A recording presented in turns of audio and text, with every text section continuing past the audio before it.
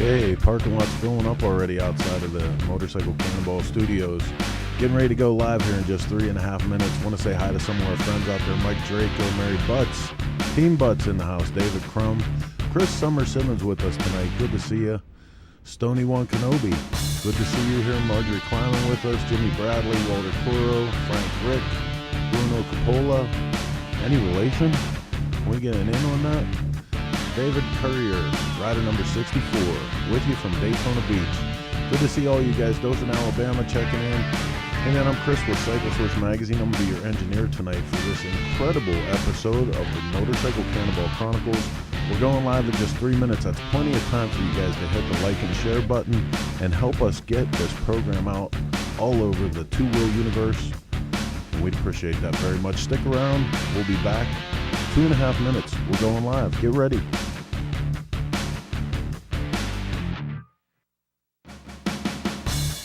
Oh, wait a minute. I got to come back on and say hi to the boss. Leanne Sims checking in from Arizona.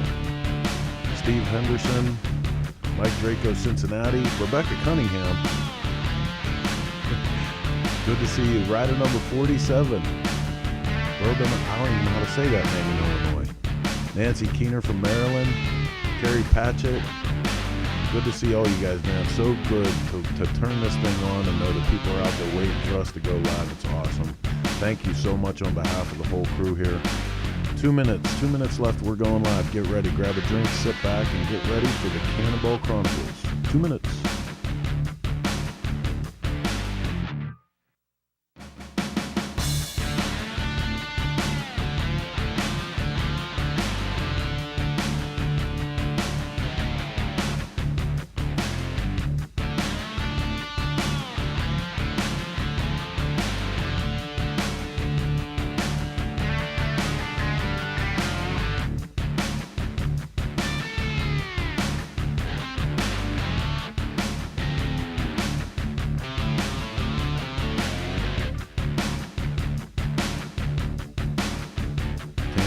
Gold, Robert Ziola, rider number 61 in with us.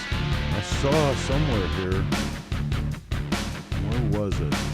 Tom Banks is in the house, had his rider number up there. Remember, if you got a rider number, you're in the Motorcycle Cannonball, or even if you're a Chase rider, put your number up there. We'll give you a little shout out. Todd Cameron, number 199. I want to know how he got that number. That's so cool. That's Travis Pastrana's number forever. Frank Rick in with us. Good to see all you guys. Just 58 seconds, we're going live. Just enough time for you to hit that like button, share it out with all your friends, and help us exploit the Motorcycle Cannonball universe.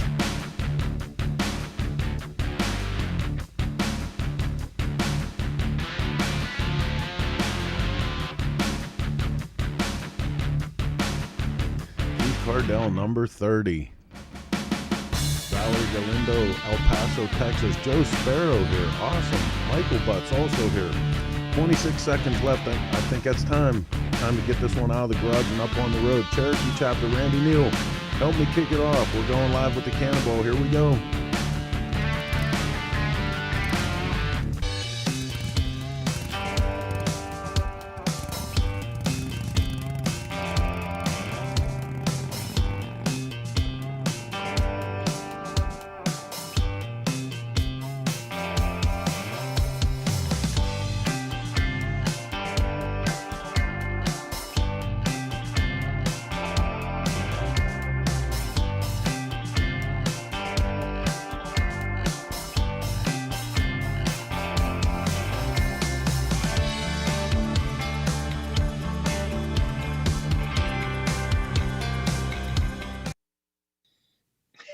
Hey everybody, what's happening?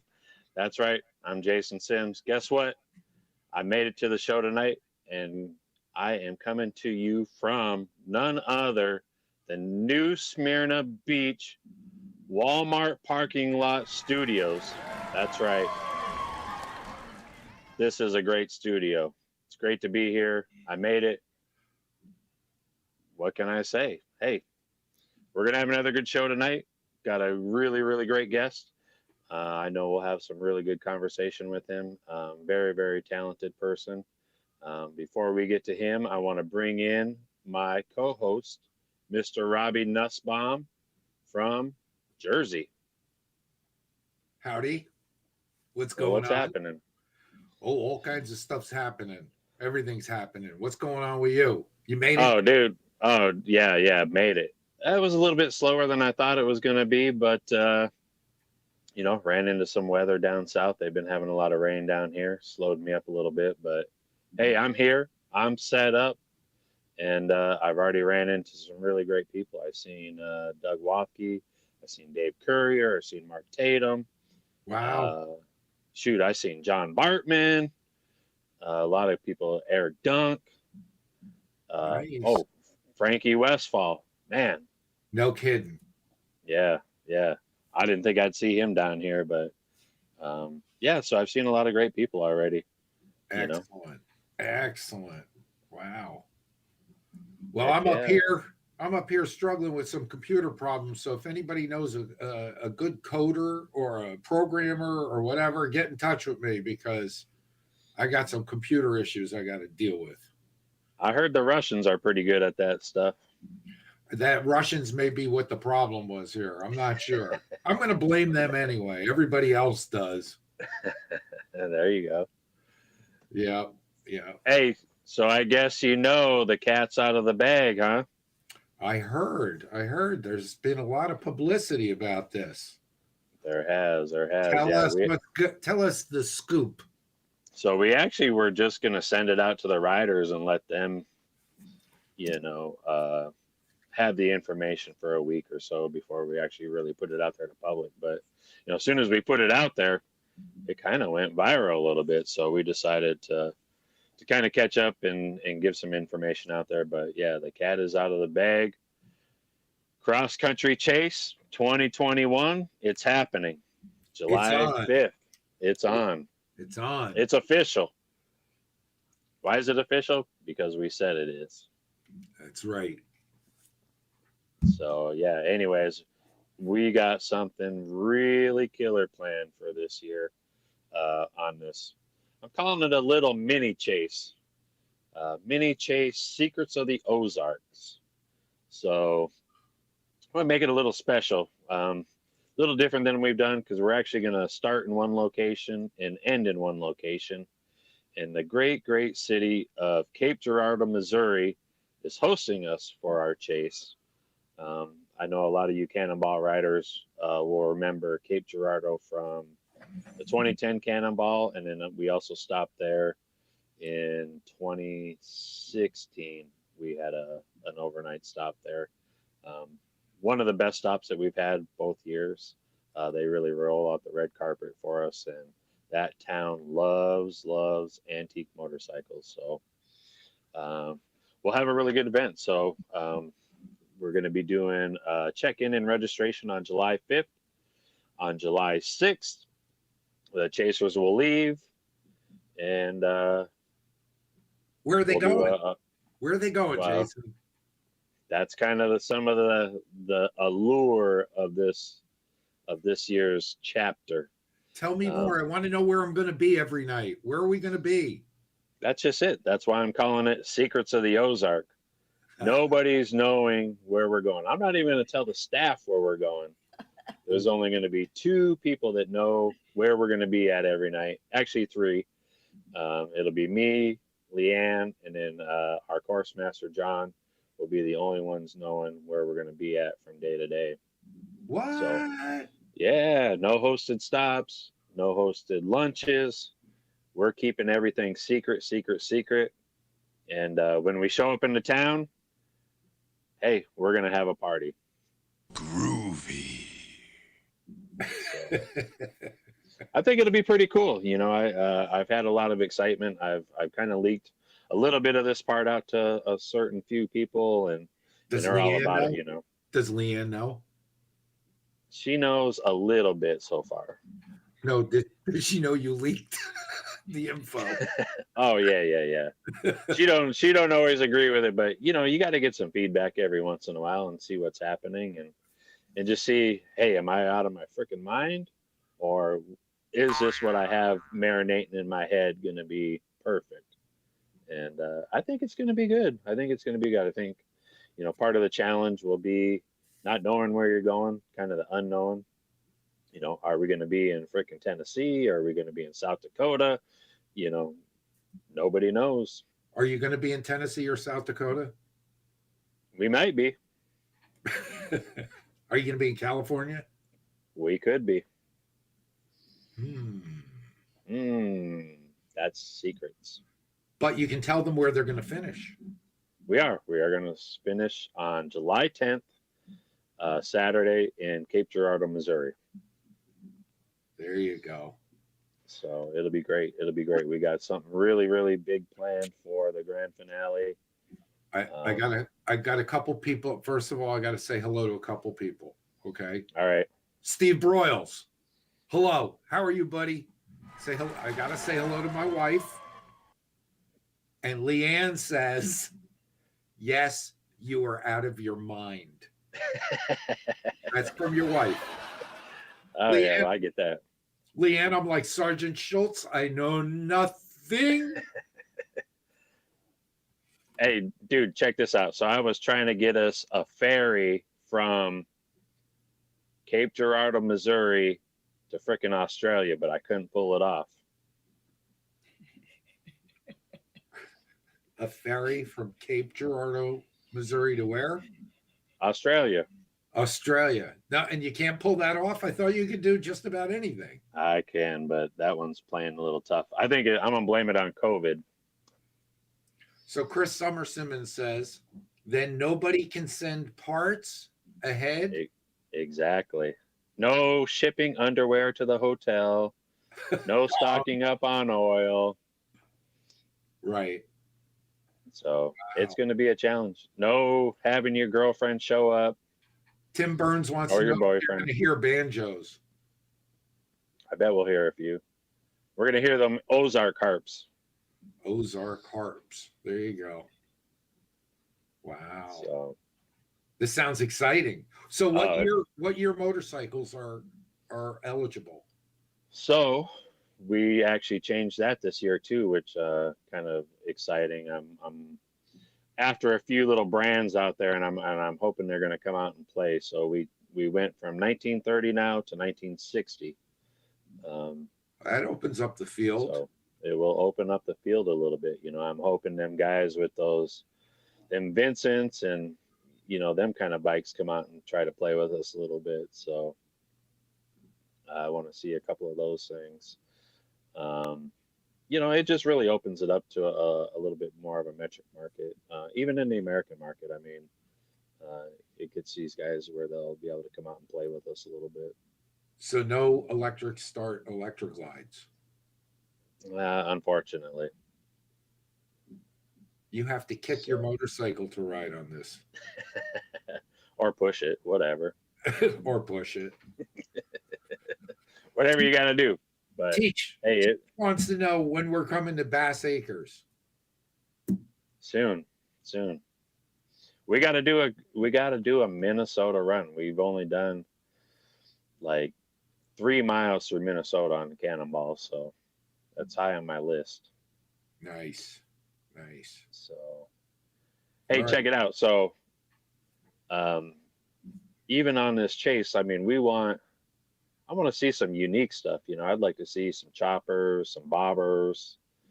The only really requirements we have is that, hey, you got to have an original motor, no STD cases, no SNS type stuff. But we want the true stuff. But I'd like to see some long bikes or, some fun. Yeah, exactly. Great. So, Chris Callan wants to know if he can ride his 49 chopper. Hell yeah.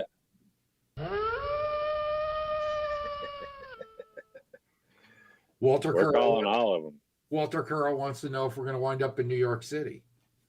We could, right?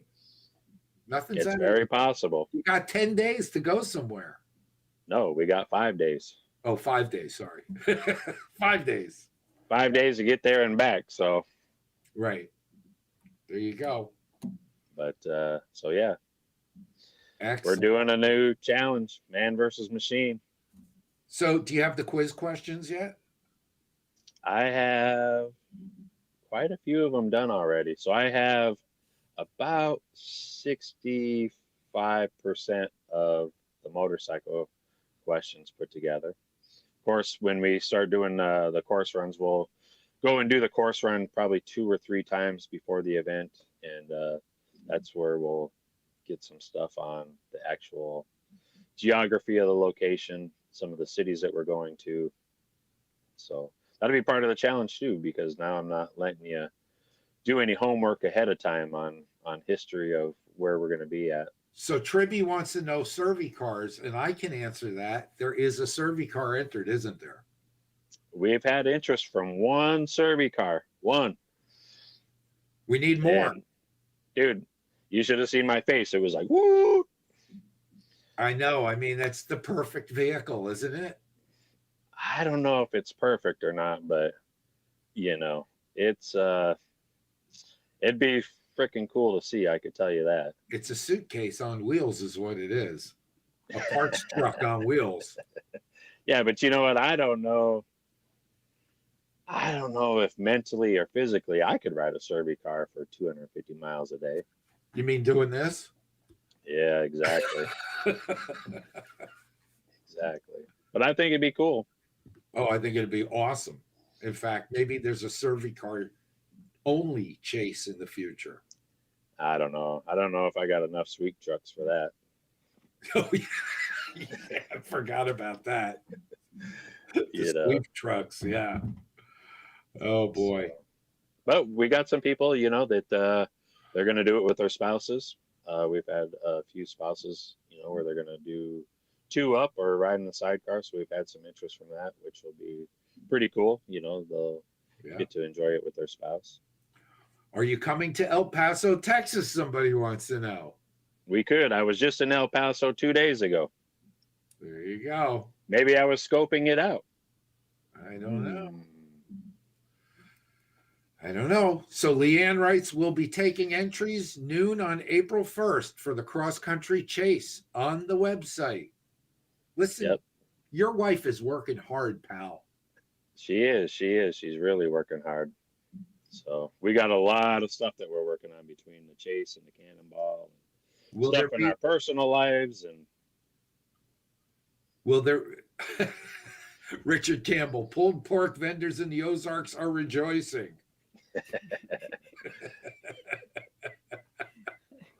Dude, no, them guys down there, man, they like that kind of like boudin, or I don't know. Yeah, boudin and cracklings, and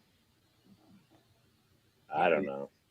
Well, I'll tell you what, let's bring Rebecca in. Since you mentioned boudin, she seems excited about that. Let's bring her in this segment we like to call 1,000 Words.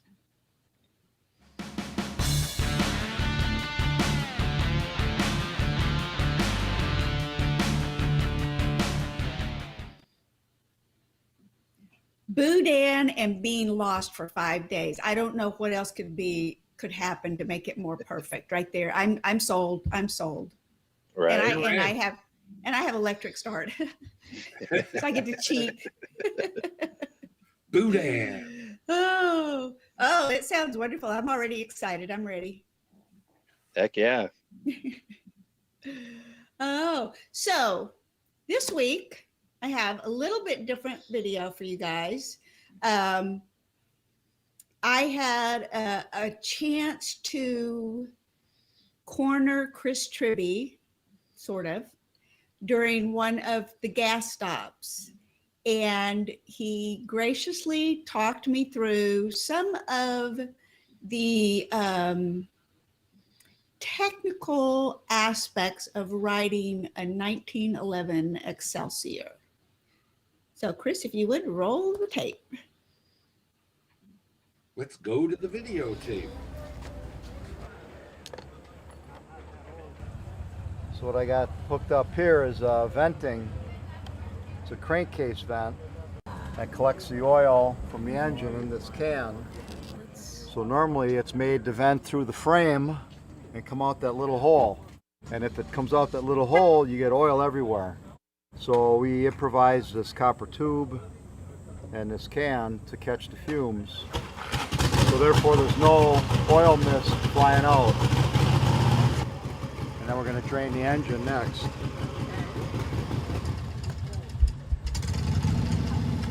So it's good that there's some oil in the engine. You want there to be some oil coming out. If you don't have any oil coming out, you have problems. And what goes out must come in. So now we got to put engine back in the oil, or oil back in the engine.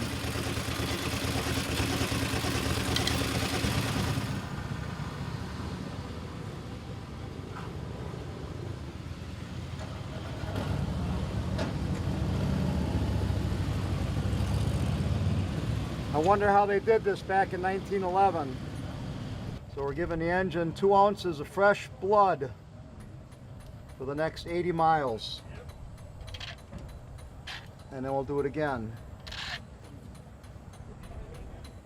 So how did you figure out your system of doing this and when? And A lot of test rides. We did 500 miles on this bike before we came to the Cannonball. And part of that 500 miles was evaluating the oil usage and the gas usage. So when we got here in the event, we knew exactly how to prepare and what to do. yeah, But the bottom line is fresh oil is essential.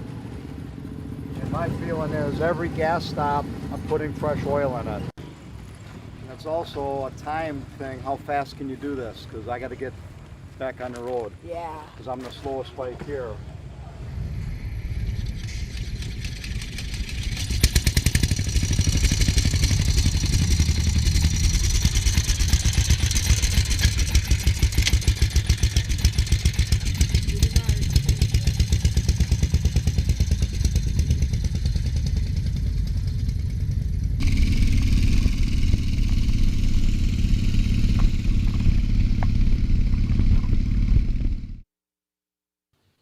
Well, I know what Jason is thinking.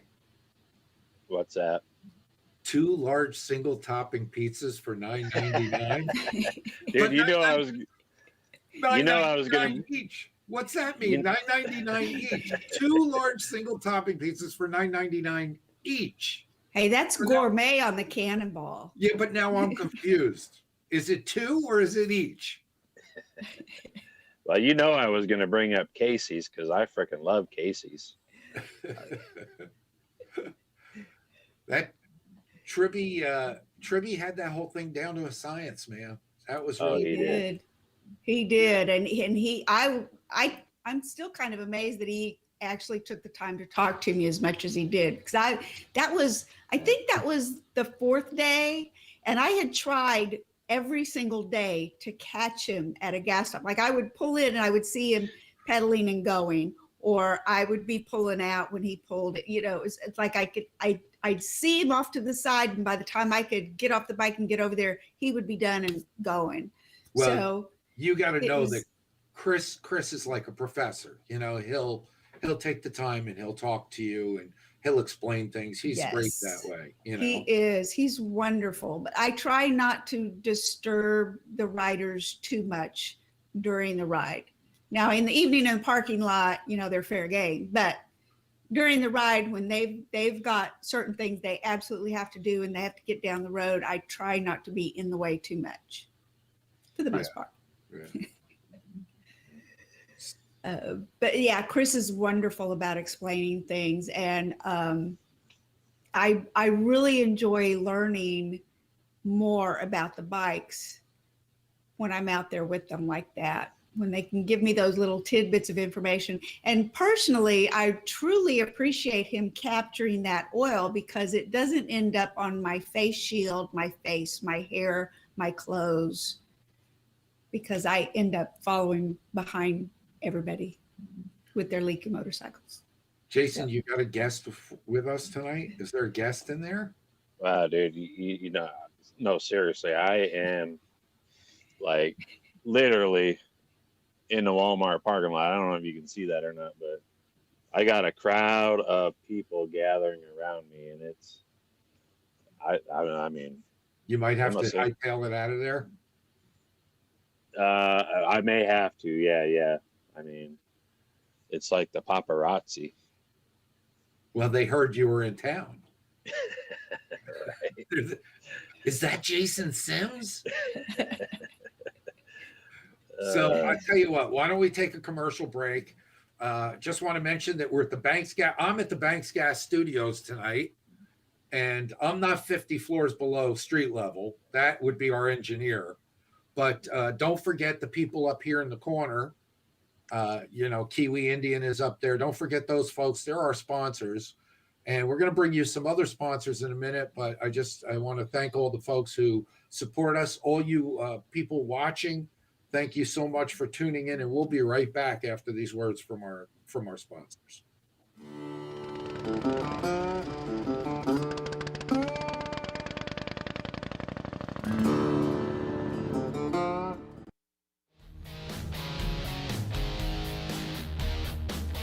Hi, I'm Tom. I'm with Banks Brothers Motorcycles. One of the things I want to show you today is our new improved engine puller. The changes to this machine has been in the arms and in the hands. We put hind joints in the hand to allow rotation of the engine, which makes it easier to get it in and out of the frame. With the angle change, we have equal clamping pressure on them. And over here we have what's called the posi lock, which allows this to be locked in place and the engine can't swing from side to side.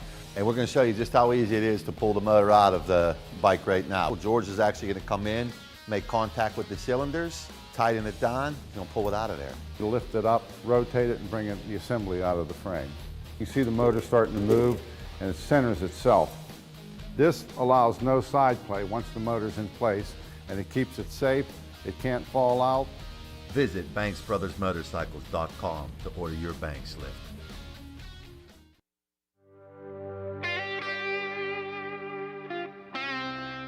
I guess it was about 1958 or so. I was 13 years old.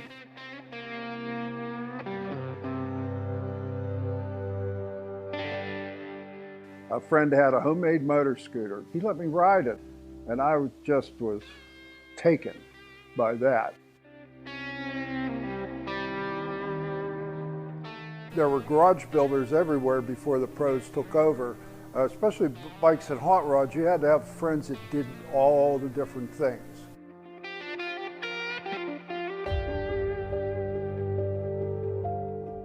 There's nothing in a Harley showroom I want, but if you tell me about a box, some boxes in the shed, man, I'll beat you there, you know.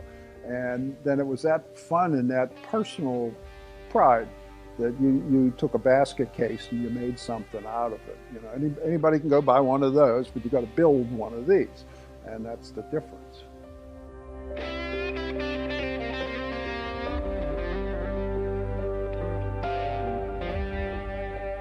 Dennis Kirk is really amazing because of so many things. There's a variety of parts, the speed, the ease of ordering. You know, you pick up the phone and just whip out a part number and it's in your shop in a day or two. I'm Ed Fish and I'm from Tarentum, Pennsylvania, and I'm a Dennis Kirk garage builder.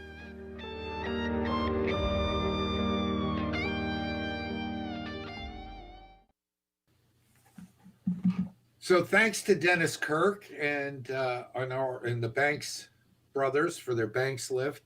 I want to thank them for sponsoring the show. And Chris did a great job on, those of you who don't know, Chris Callan, our gracious host for these shows, did that commercial. I think it came out great. There he is. Give yourself a pat on the back there, Chief. And I want to thank Choppertown and all the social media channels that carry our show. Couldn't do it without you guys, and we really appreciate it a lot. And Jason, what do they need to do right now? They need to mash that share button. Mash it, right? And smash the like button. Smash the like button. Mash the share button. Tell all your friends. Bring your friends in. It's a party. We can all have a good time here. Yeah, we're having a good time tonight. Yeah. Yeah. So we have hey, before we get to the guests, yeah. I want to make a couple quick announcements. So obviously you see I'm on the road. I am at Silver Sands Bridal Club in New Smyrna Beach, Florida. I'll be here till Saturday, slinging merch. So I got a bunch of old merch, blowing it out. I mean, come make me a deal, or come over, I'll make you a deal. Whatever. I'm blowing it out. I don't want to take it home. And then you're going to be at the Fandango? And then Texas Fandango, April 9th through 11th? 9th through 11th. Yep. Right. Fredericksburg, Texas. That is a killer new event, best event. Yeah. And then Twisted Oz, you doing that too? That's the week after. I'll be there. You are all Then, over the map.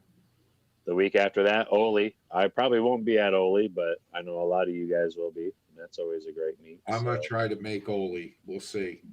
And it really sounds like, I mean, everybody is on track to have these events. I haven't heard any negative things yet. So it looks like we're moving forward.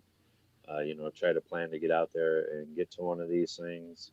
Support your local antique motorcycle people. And so, yeah. I see the Phantom is tuned in, Randy Neal. The Phantom being Dave Courier. If you didn't see that episode, after this is over, go back to YouTube and look for the episode with Dave Courier, otherwise known as the Phantom. He's on with us tonight. So what do you think? You want to bring our guest in? You got anything else? Let's do. Yeah. We have a really great guest for you guys tonight. I'm super excited to get to learn a little bit more about him, and let's bring him in, Rob. Let's meet the rider.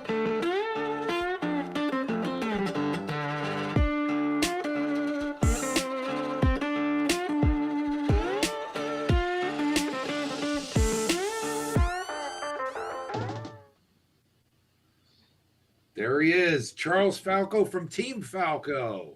How are Hello you there. tonight? I'm great. So, the first thing I want to talk about tonight is your participation in the Art of the Motorcycle at the Guggenheim Museum. How did you get involved with that? So, someone who turned into a great friend of mine for the last 25 years, Alton Guilfoyle, was the director of their filmmaking department, and the director of the Guggenheim wanted to put together an exhibition at the end of the 20th century. He asked Alton to curate the exhibition, and then Alton brought me in, and so the two of us ended up co-curating the exhibition. And that was in 1998 when it first opened in New York at the Guggenheim. It went to Bilbao in Spain, ended up in Las Vegas. In the end, 2 million people saw that exhibition. Now, I've been told that was one of the most successful exhibits that the Guggenheim ever did. Is there any credence to that? It is. At the time, it set an all-time attendance record for the Guggenheim. I don't know if it's been beaten since then, but it was the 5th most attended art or design exhibition of all time at any museum anywhere in the world. And so it had actually a major effect on the motorcycle world and how motorcycles are seen in the popular press, in the popular world. Every magazine, every design magazine, every newspaper around the world covered it. Now, it's been 22 years. Do you think there's a chance that they'll do something like that again? Or did the board of directors change and thumb their nose at the whole prospect? No, it's just museums tend to don't repeat themselves. There's nothing in it for them to repeat themselves. And Alton and I didn't want to repeat ourselves either. But then 22 years later, or not quite that, 20 years later, the director of the Gallery of Modern Art in Brisbane, Australia, convinced us to do a completely different exhibition, major exhibition, but done differently for the 21st century, which is playing now in Brisbane at the Gallery of Modern Art. Were you so were you involved with the installation work there? What was your role with that exhibit? So Alton and I arrived at the checklist of all the motorcycles we wanted. Everything was going smoothly. Couldn't have been going better. Essentially 1 year ago, on the 29th of February, we flew back from Australia having everything ready to go. And then I think it was 11 days after that, a global pandemic was declared, and it just changed everything. And so Alton and I had to scramble to completely rethink what is, we sincerely believe, the best motorcycle exhibition or design exhibition for the post-COVID world. That we took into account everything, people in the New York subways. Who wants to get on a subway today and risk getting COVID? If you could ride a bicycle or an electric motorcycle or a gas-powered motorcycle from Brooklyn to Manhattan, now you want to do that instead of taking a subway. And people want to avoid crowds, and it's going to stay this way even once this pandemic goes away. So we took into account all of these things when Alton and I put together the checklist that is in Brisbane right now. So what is there a range of years, or does it go all the way back to like the start of motorcycling? The world's first motorcycle, steam-powered motorcycle, designed by a Frenchman in Paris in the 1860 or 71, a couple of years after the Civil War, designed the world's first motorcycle, and it was steam-powered. And ironically, it was sort of the end of the steam era. He designs a steam-powered motorcycle, and the instant it was made, it was obsolete because the internal combustion engine had, at least theoretically, been designed at that point. Now, and that predates the Roper from Massachusetts. It does. It predates the Roper from Massachusetts. Wow, I thought the Roper was the first. That's pretty interesting stuff. 18 what? 1871. Wow. The designer actually had a series of patents from 1869, 70, and 71. And one of his patents, his first patent, was for an electric motorcycle. So ironically, the very first, which he didn't make, but the very first motorcycle, at least designed, was electric. And here we are coming into the, well into the 21st century where. Well, belt drive. Well, we have belt drive motorcycles now, a whole new concept, right? The first motorcycle was belt drive. Exactly. Yeah. Jason? Do we still have Jason? I think we may have lost him. So, are you still there? Oh, Jason's frozen up on us. He's frozen up. Well, hopefully he'll be back in a minute. So tell us a little bit about your background. I see something about physics. Yeah, there's something there. So I spent my career as a physicist. Right. I got my PhD in physics, worked as a research physicist, and retired. Actually, the Cannonball forced me to retire, or the other way around. I love my career. I have other things I wanted to do, but I signed up for the Cannonball in a sense deliberately so that I would retire because I failed retirement a few tries before that, but there's no way I could have disappeared for 2 weeks in the middle of the semester and without questions being asked.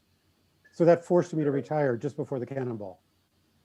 And so you were a physics professor, is that what you say? Yeah, I was a professor of physics and a professor of optical sciences at the University of Arizona. Oh, very. From very the early 80s. Stuff, yes. Now, are you completely still retired?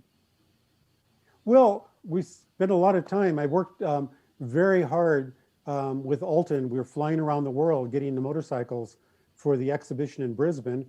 Well, as a plug, we wrote this book together. Let's see, there's a time delay. I'll hold it up. So the motorcycle, from Fiden Press, Alton and I wrote this.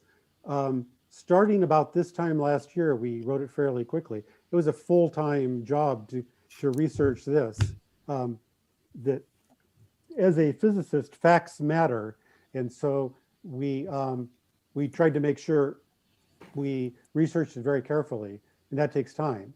And Right. so I'm working basically as hard as I was before. I'm just not doing exactly the same things. Are you Right. loving what you're doing? I've loved what I've done since I was in kindergarten. There's never been a time I haven't loved what I've done. There you go. So what is the book about? So it is a catalog of the exhibition, the 100 motorcycles that Alton Guilfoyle and I selected for the exhibition. But beyond that, there are 5 essays by us, and they're not your typical motorcycle book author essays. I mean, the essays on the different subjects are written by a PhD physicist, research physicist, and by an award-winning international filmmaker. And so the articles on design, on technology are much deeper, I would say, than you would find in a typical motorcycle book. Right. When So you I got a question between you and Alton. Do you guys have a different sense of style between the two of you? Well, we do. And so he explains it incorrectly. The correct explanation is that I selected all the beautiful bikes in the exhibition, and he selected all the ugly ones. So that's a different design aesthetic. But the fact we do come at it from a right brain, left brain point of view. And for the Guggenheim and for Brisbane, there is no motorcycle in the exhibition that like Alton picked and I would go, well, you know, I think that's ugly, but I'll let you have that ugly one in there without objecting to it if you let me have this one in there. Every motorcycle, some we discussed more than others, like a Ducati 750 SS from 1974 requires very little discussion. It just goes Beautiful, in. right? So we don't have to discuss that. But other machines, for different reasons, we would discuss at length. And unless we came to a consensus, we both agreed that it belonged in there from the right brain and from the left brain. It didn't go in. And I have no way of proving this, but I think this is key to the success of both exhibitions. Now, I have a question on that same topic. You personally, when you look at a motorcycle, what do you see? Like, how does that process through your brain when you look at a bike? What are you looking at? More than esoteric type stuff. Well, it depends. Now, that's a tough question. I ask the tough questions. No, Chris Simmons will tell you that. So it depends on the age of the motorcycle. I'm very interested in technology. So if I look at an old motorcycle and I see some bit of technology that I didn't expect at, say, in 1910, that catches my eye. I look to see how somebody may have designed a carburetor in 1905. So those kinds of things catch my eye. But also unusual motorcycles that maybe somebody else might look at and go, I don't really like the looks of that. I might find it attractive. And so I look at just the overall, how do things go together? How do they flow together? Did the designer just kind of grab a rear fender from another model because the accountant said you're over budget and you've got to reuse something? Or was he given freedom to design from scratch? Can you, off the top of your head, think of a bike that's so ugly that it's beautiful? Campy, kind of. I got an answer for this one. I want to see what he answers, but then I think we should all answer this one. Well, I can tell you the one that I'll give you an example of one that is so ugly that it shouldn't be. There's a I think it was a 1966 MV Agusta that the company is well known for beautiful machines. This is just about as ugly a motorcycle as you could imagine.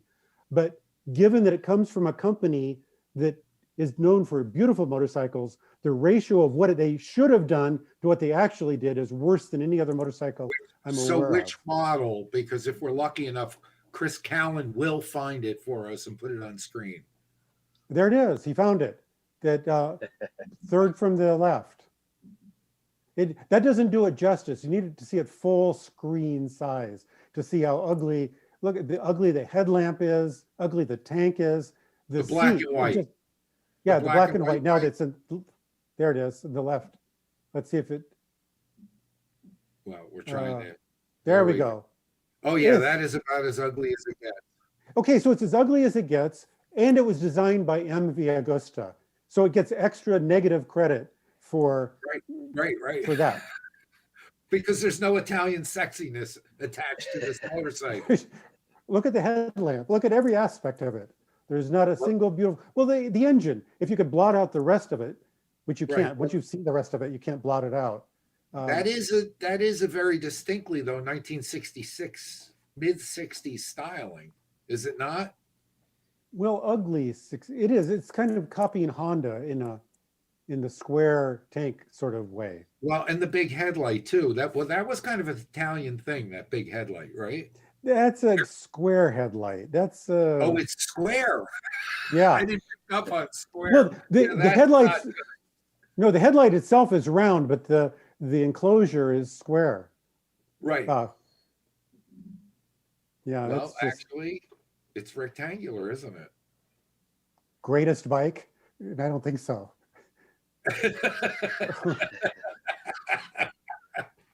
Well, let's ask our audience. Chime in there, folks. Tell us, either like or hate in the comments, and let's.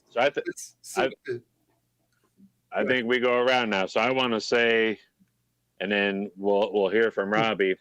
So mine's probably the 1920s, 30s Bomberland.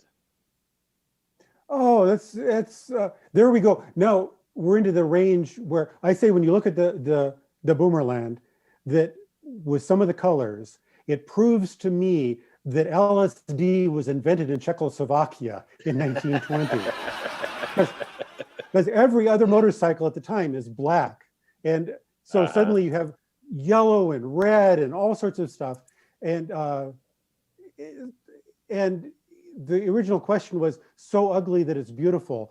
I think the bottom version of that, the guy was on LSD. I'm gonna have to change my vote. I mean, I think it was really ahead of its time with some of the stuff that they did on there and some of the engineering, but man, it's ugly. So ugly, it's beautiful. Absolutely. Yeah, it is. But I don't know if it's because of the color schemes or what, you know? Well, the color schemes, that's part of design. So the designer knew they would capture attention at a time when everything else is black. You couldn't help but look at that motorcycle. And actually, I disagree with you with it being ugly. It's different. And it's not your typical motorcycle, that's for sure. Huh. Well, I know you're going to hate this question, but I got to ask it because I like to ask it of all curators. And I want to know what your favorite one is in the curation. Okay, so I know you have more than one child. Which one is your favorite? Which one is your favorite? I want the name right now. I can tell you that. No, you might say I love them equally, but so-and-so's my favorite. Okay, so with the motorcycles, I love them equally, but the 1930 or so Majestic, the fact that's a good one. Every time I walked by the Majestic and the Guggenheim, I just broke into a smile. So I loved all the motorcycles for various kinds of reasons, but the Majestic always made me smile. So for that reason, I'll say it's my favorite. I need to back up. That's a great one. I need to back up a second because I was at the Guggenheim exhibit. What was the centerpiece when you walked in the door in New York? The centerpiece was the Perot, the world's first motorcycle, and an MV Agusta F4, which at the time was basically the world's latest motorcycle. It was the newest motorcycle, designed by Massimo Tamburini, who had previously designed the Ducati 916, which when the 916 came out was designers, motorcyclists, people love the design of the 916. And it's easy to design. I shouldn't say it's easy. Someone designs a beautiful motorcycle. To design a second one that's equally as beautiful is a really tough thing to ask. And next to the cowbell, the tamborini is my favorite. How could you not like something called from a guy named Tamborini? That was a beautiful bike. Absolutely gorgeous. Yeah. I understand you have an extensive collection of motorcycle books. I should say, let me pause for a second. When we were putting together the Guggenheim, Alton Guilfoyle and I were at Cagiva, who owned MV Augusta at the time. And at one point, when we visited them and we asked about borrowing the motorcycle, which had not been even produced yet, there was something like 10 MV Augusta engines that existed, one of which was on a test bike that was away. So I personally touched 90% of every MV Augusta that existed at that point in time. Just want credit for that because they were lined up on a shelf. Oh, that's so nice. That's so cool. That's so actually I want to chime in here. The Militaire, I think is one of those bikes that's so ugly it's beautiful. I believe I agree with the first half of what you said. That it's ugly. Yeah. But it's Militaire, interesting. It's technically interesting. Militaire and Militor were very similar too, weren't they? It was the same bike. Oh, it was the same bike, just a different name? Yeah. It had a wooden frame, right? I don't remember the details of it. I think it had a wooden frame in a funny steering system. Right. It has center pivot steering and wooden wheels. And then it's actually got a drop-down training wheels on it. Yeah.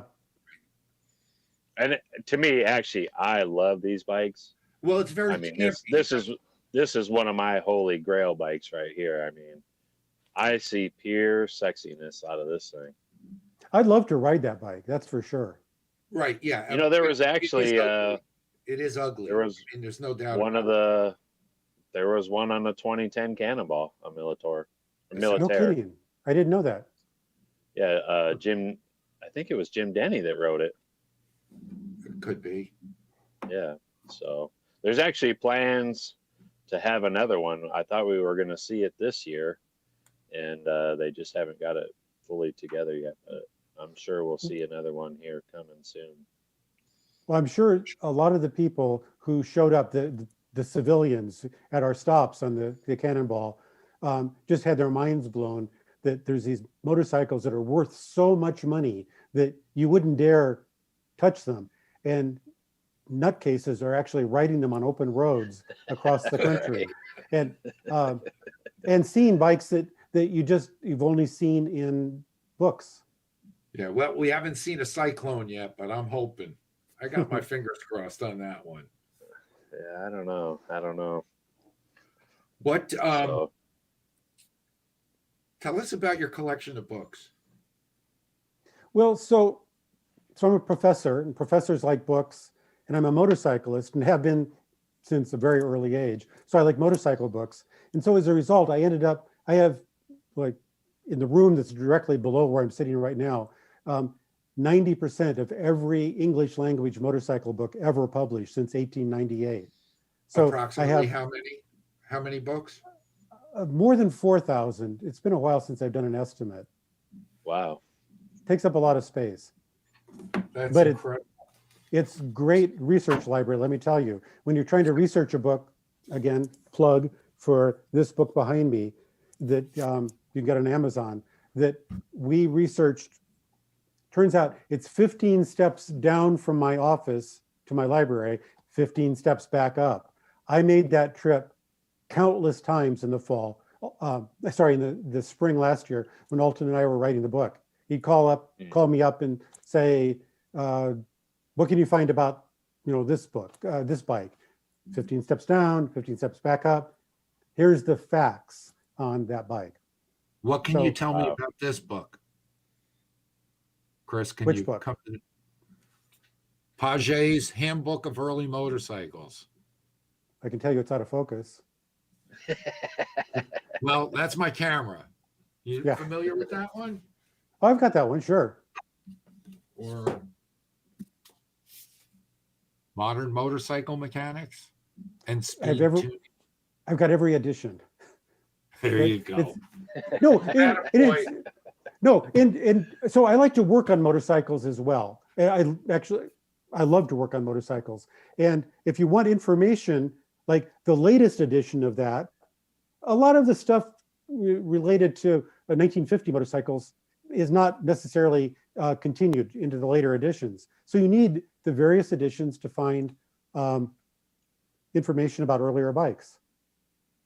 Well, see, what I loved about finding these old books is, like you say, the earlier bikes don't have a lot of documentation. In fact, I think some of the early Harleys didn't even have service manuals. So they relied on guys like these to put these books out. And there's a wealth of knowledge in there. In fact, when I first started doing JDs, I think it was the Nicholson book that really helped me out. Yeah, there's no substitute for having a large collection of books to find the technical information, especially in the more obscure models of right, and then wherever they come from. And see the diverse opinions on what the right approach is to tackling a project. Right? I mean, have you found in working on the bikes and having these books that at some point that you would read something in one book and something in another book and find out that maybe the answer was something in between as far as tuning or working on the machine, or just that information. So it turns out that on any bike I have, I make my own bespoke shop manual if one doesn't exist for the earlier ones. So for the Ariel, to first order, if I asked you to spend 2 days and find everything you could find on an Ariel 1928 Ariel 500, in 2 days you'd have 3 or 4 pages. I kept looking deeper and deeper and looking in different places.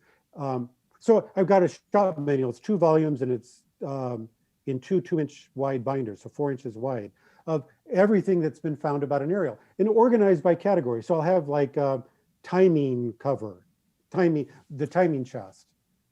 Everything goes in there. When I'm actually working on the timing chest, I go through the information at that point and go, oh, this is wrong. Well, this is nuts. Or, okay, this one is correct. So I don't do the editing until I actually go to the section that I need. And I find lots of things that are contradictory, wrong, incorrect, or applicable to a completely different motorcycle. Let's get to the Cannonball stuff. Jason, fire off some questions, Cannonball related questions for Charles. Yeah, so I mean, he kind of got into it with the Ariel. I'm real interested to find out a little bit more information on that. Why he kind of chose that bike. And I mean, it was really, really cool to see something unique that we hadn't seen on most Cannonballs. And so I'd like to just kind of start on that, of why you picked that bike and why you like it. Well, so when I signed up for this, I didn't have a 90-year-old bike at the time. So I had to find a 90-year-old bike. And I was searching the world for a 90-year-old bike. And I should say, I didn't want a Harley or an Indian because everybody has a Harley or an Indian. So I wanted something different. And so I was trying hard to find something different. And eventually, it turns out that my co-writer, my teammate, Tom Hayes, who had a Harley on the Cannonball, had in his garage a 1928 Ariel. And I knew this because I go visit Tom every year to ride in what's called the Irish Rally. And so I'd walk by the bike every year in his garage and never paid attention to it. And at one point, after I was getting really disheartened after a couple of months of unsuccessful hunting, Tom said, well, why don't you use the Ariel? And it was like, I didn't even think about that. So anyway, one thing led to another. After I swore at him for not mentioning it sooner. And of course. Oh, I did. It was like, why? And so I bought it from him. He shipped it to me. And then I set about completely rebuilding it down to the last nut and bolt. And it was arguably restored when I got it, but I mean, not by him. He bought it as restored, and it wouldn't have made it 20 miles had I not completely rebuilt it. But it turned out to be great for the Cannonball. It just, I love that bike. It wasn't heavy. It had great gas mileage. I geared it for a top speed, for red line at 50 miles an hour, figuring Jason had lied to us and said we'd never go over 45.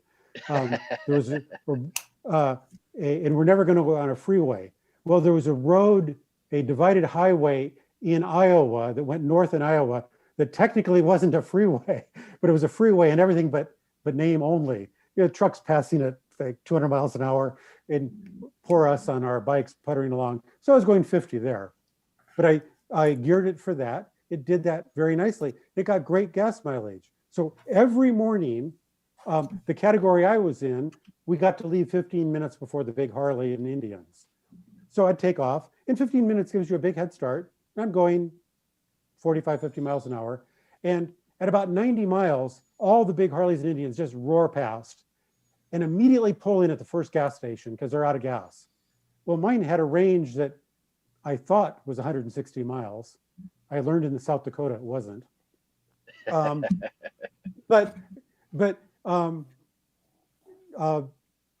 know, I'd go for another 50 miles before I got gasoline. And so I discovered I was always the first or second person in on this little 500cc bike. So I started, after discovering that, taking it easier because there was no point in being the first or second person in.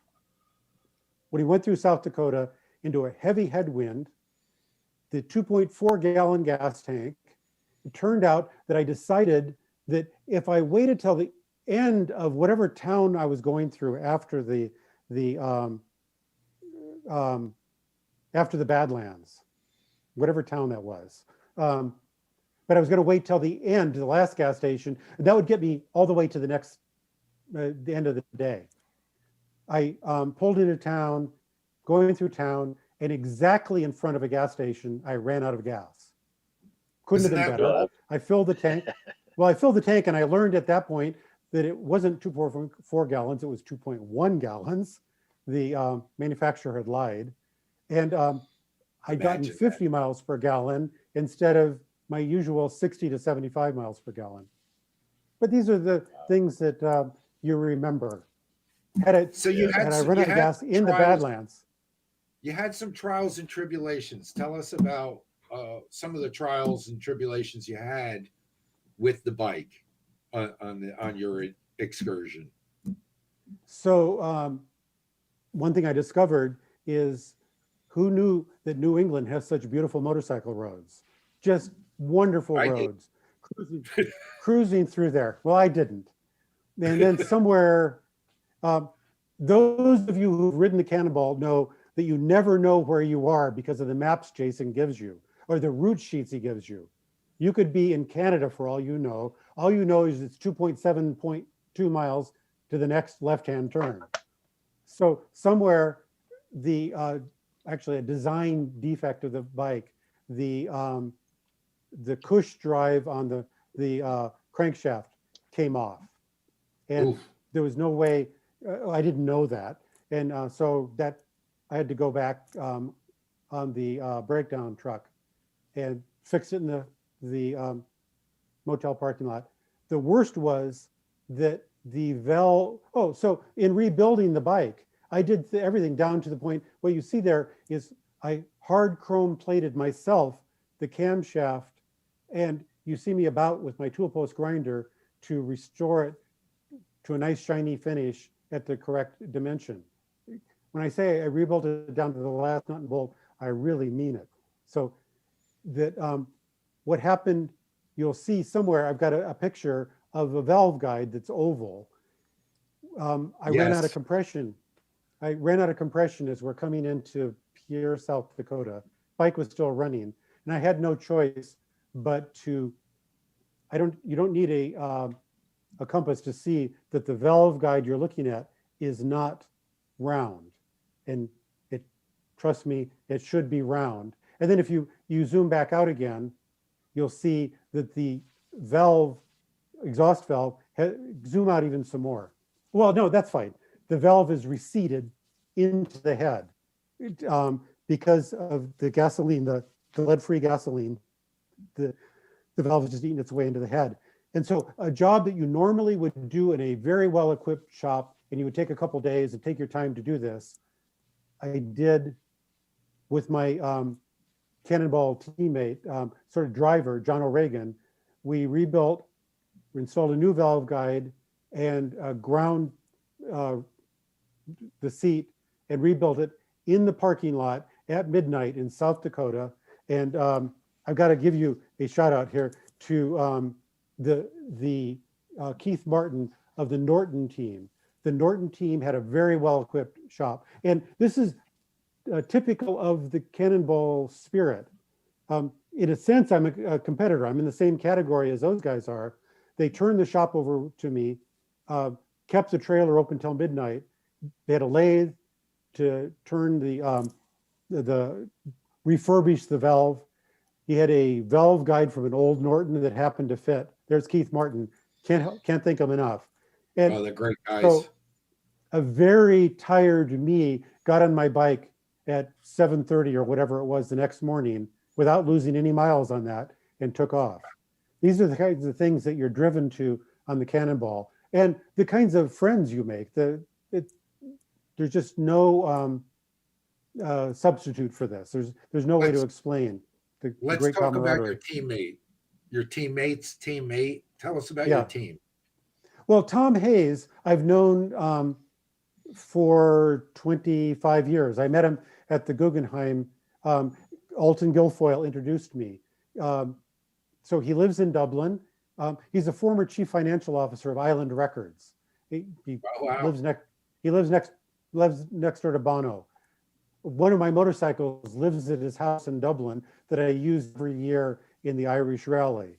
So Tom had ridden in the Cannonball twice, and he called me. It would have been, and the last time he rode in the Tom isn't in this picture. There's Alton Guilfoyle in the green on the left, me on the right, and John O'Regan, our driver and team mechanic, in the blue. And that's Richard Beard, somebody, a friend that we've come to know and love, a Triumph and Trident lover who lives in New Jersey also. Oh, that's too bad. For him. Yeah, too bad for him. To quote a very wise man. Yes, to quote a wise man. So Tom, after halfway through the previous Cannonball, 2016, called me and said, I'm never doing this again. I'm exhausted. I'm tired. I've got a cold. Yeah, I'm just never doing this again. Okay, fair enough. Well, he called me like in December, it would have been December of 2017, when the deadline looms for entries to the 2018 Cannonball. He said, hey, Falco, we got to do the Cannonball. This is great. You know, you'll love it. We got to do this. And I said, Tom, you told me you're never doing this again. He said, yeah, well, you know, we got to do this together. So Tom entered a Harley JD in the Cannonball, but he had an infection, medical problem that was solved after the Cannonball, but basically stopped him from riding. So he drove across the country in a U-Haul van, which is not the ideal way to cross the country. I ran into him in the hotel in Paris, South Dakota, and he looked very ill. He was not doing well. He was not. I tried to convince him to fly back there and said, John and I will take care of things. Yeah. He had a clutch issue too. I think I turned him onto a clutch or some bearings or something in Portland, right? He had it. Was that him? He had a clutch issue. Oh yes, already in Portland, he had some kind of technical issue that I don't remember the details. They got it sorted out, and I don't remember how he was sorting it out. He bought a clutch from me in Portland because really? Some spares with me. So it all blurs together. It does. It does all. I mean, it's funny. I mean, we talk about Portland and Paris, and then Paris, South Dakota, and I feel like those were only 2 days apart. you know, because I feel like they're about a everything- month and a half apart. Yeah, yeah, well, yeah. But yeah, it is interesting like that. Tom told me, so the previous year, Tom and I rode two of my BSA Gold Stars for a 1,200-mile ride across Texas in a week. So 1,200 miles, that's about a third of the Cannonball. A week is half the Cannonball. So there's some kind of, it's like a mini Cannonball, I might think. So I asked Tom at the time, is a Cannonball sort of like our ride that we're taking across Texas? And he just laughed at me and said, it's not even the least bit similar. And he was right.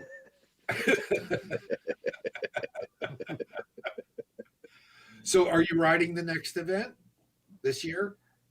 Well, so in the 2020 that it should have happened, the deadline for entries for that was 2019. And in 2019, Alton Guilfoyle and I were up to our eyeballs organizing the motorcycle exhibition, Design Art Desire, that's in Brisbane. So and I knew that in September, when it was supposed to have happened, there was no way I could disappear for 2 weeks.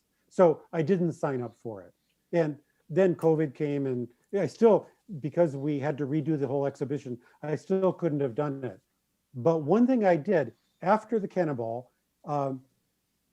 actually on the Cannonball, the U-Haul truck was just, it got us across the country and was certainly better than nothing, but it was not ideal by any means. But every night in the pits at the motels, I would take notes. I'd walk by and say, oh, that feature on that trailer is really clever. And I'd write it down. This feature on this trailer, oh, you really ought to have that feature on this trailer. And so throughout the whole Cannonball, like who would think you need like a mosquito bug zapper? Well, on the Cannonball, you discover it'd be a nice feature to have in a trailer.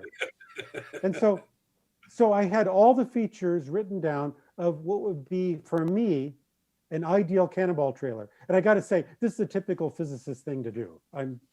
And so when I came back, somewhere, I think you've got a picture of the trailer that I built as a result of that experience. So I decided a 10 or 12 foot trailer would be ideal.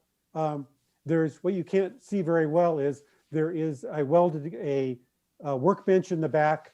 There's a fully equipped toolbox. There's tie downs everywhere. There's a vise, power. There's lights up above. There's LED lights that can be, or at this point, the LED lights are there that are powered off of a large deep discharge 12-volt battery that also doubles as the brake battery on this. Every feature that I wanted, like you might say 14-foot or 16-foot trailer would be better. I didn't want that because those are harder to maneuver and harder to deal with. So choosing a 12-foot was a deliberate choice of optimizing the utility maneuverability factor. So I've got the ideal for me trailer ready to go. And it fits in a hotel parking lot, in a single stall, and it's actually a good choice. I'm going to make one more recommendation for you. A little portable suitcase generator. So you don't see that's not part of the trailer. I have the generator, I have the air compressor, but those aren't like built into the trailer. So I do have those things. Very good. Very good. It was actually pretty fun. You documented the whole thing on Instagram, and so it was fun to watch, all the upgrades and stuff that you put into it. And it was like, oh yeah, that's a great idea, and then next time it's like, oh yeah, that's a great idea too. Well, I copied. Because he took notes. And none of the great ideas are mine. Every great idea was one I copied from the Cannonball parking lots over the course of 2 weeks. Great. That's great. Unbelievable. There's my bike the day it arrived. Shipped from England. Nice. Now, what'd you say that was? It's a 500cc overhead valve? Yeah, 500cc exposed overhead valve, designed by the same man who designed the BSA Gold Star 10 years earlier. And so I can see his thought process evolving in when I had my gold stars apart, have this bike apart. The problem with it I had was when I finally got it completely rebuilt and ready to go. I live in Tucson, so it was like 110 degrees, and I'm doing my shakedown cruises in 110 degrees. Oh God, it was miserable.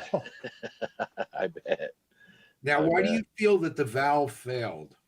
Not enough oil? I mean, not enough lubrication up top, or what? No, I think it comes down to, well, two things. I know why it failed. The case hardening in the rocker wore through. I've since welded stellite and ground it back to size.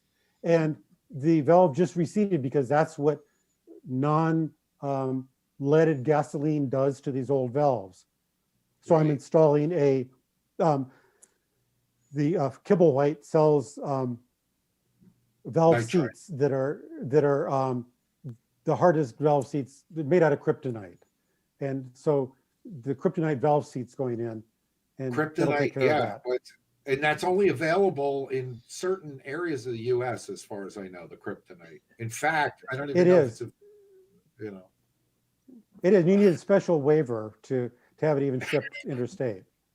obviously was not delivered by Superman, is what you're saying. No. Well, Charles, So you learn from what on the Cannonball. I was convinced when I started that nothing could be better prepared, and turns out could have been.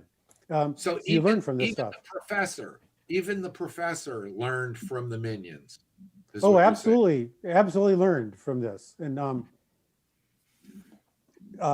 then I've incorporate from the, if you will, I learned from the mistakes, if you will. I'm reminded. I say this because I have a friend who was a physicist. So some years ago, I was invited to Russia to give a talk, and I ended up staying. The conference was held at a young pioneers camp, a former young pioneers camp, which are just like Boy Scouts, except 100 times hardier. They just have they live in truly primitive conditions, and it was just like the worst. Russians. It was the worst place I stayed. I was freezing in my room at noon, and one of the Russians said to me, but it will get cold tonight." So I explained to a physicist friend when I came back that I'm never ever going back to Russia again. I've been back 5 times, but a month later I got invited to Ukraine, and I went to Ukraine, and he said the mark of an intelligent person is learning from their mistakes.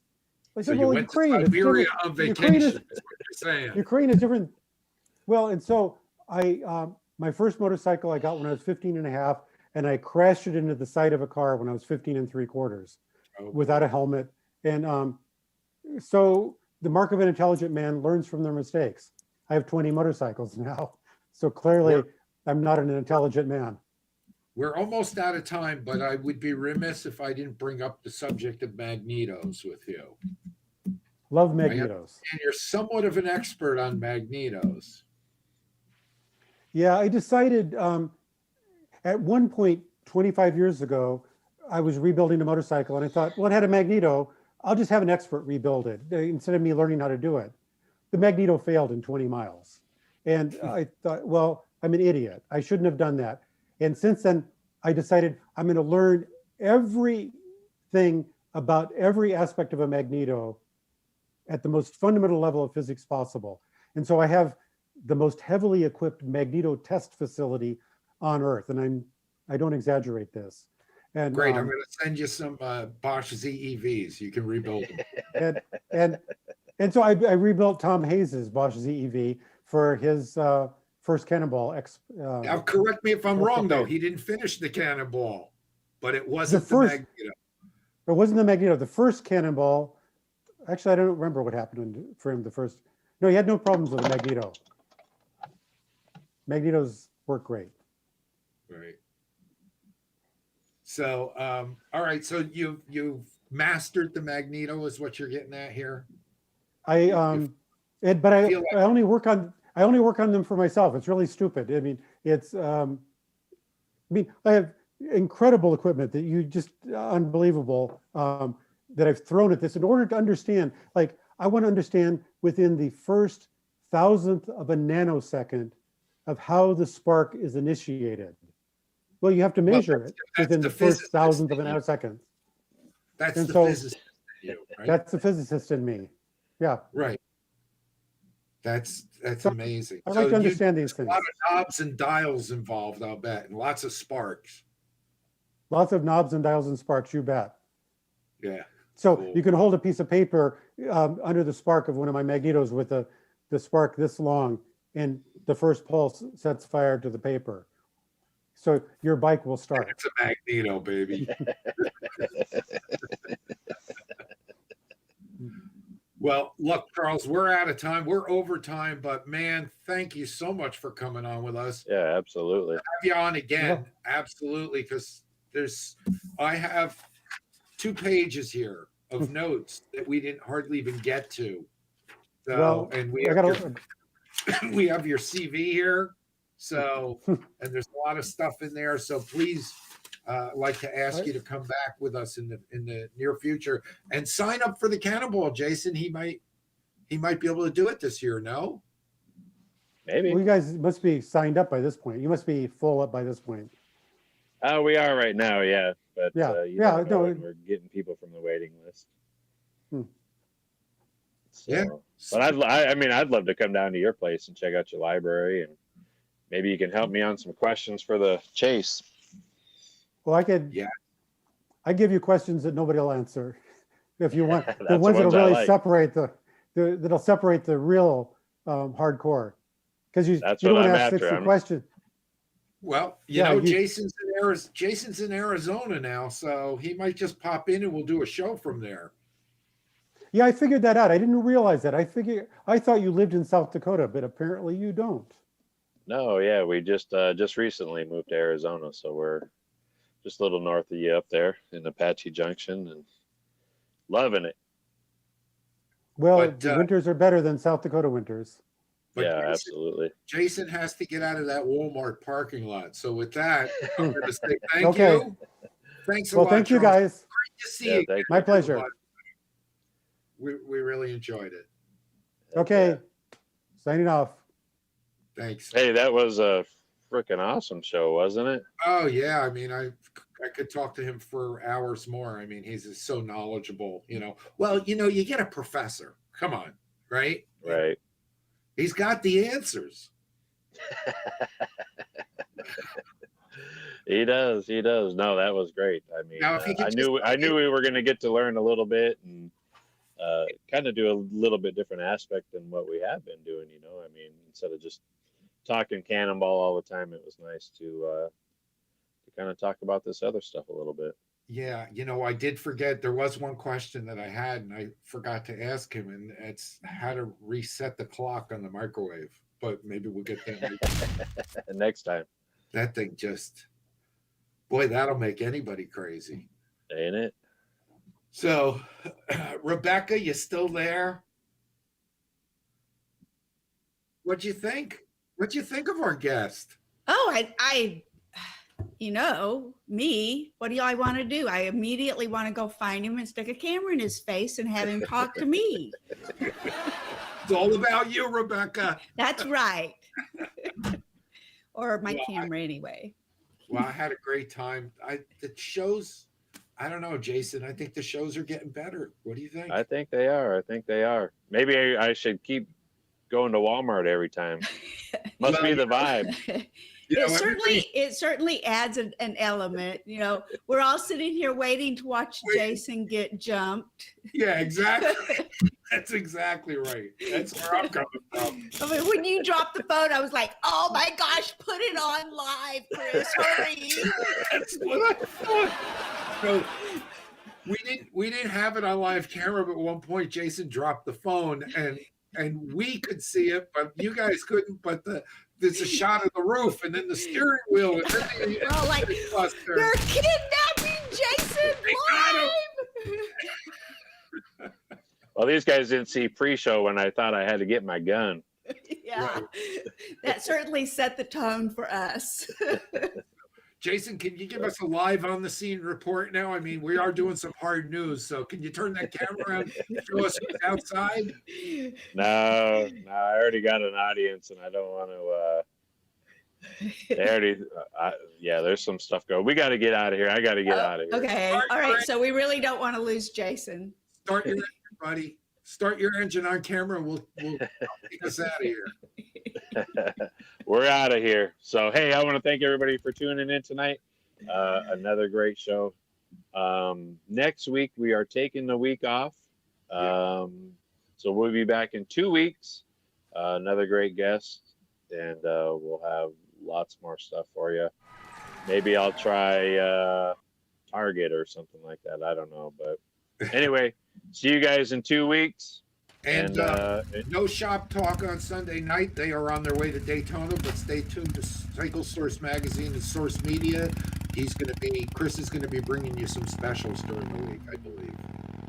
Absolutely. You know, if you're where it's cold, get in the garage, work on something. If not, get out there and ride and have fun. We'll see you guys later. Get out and ride those bikes.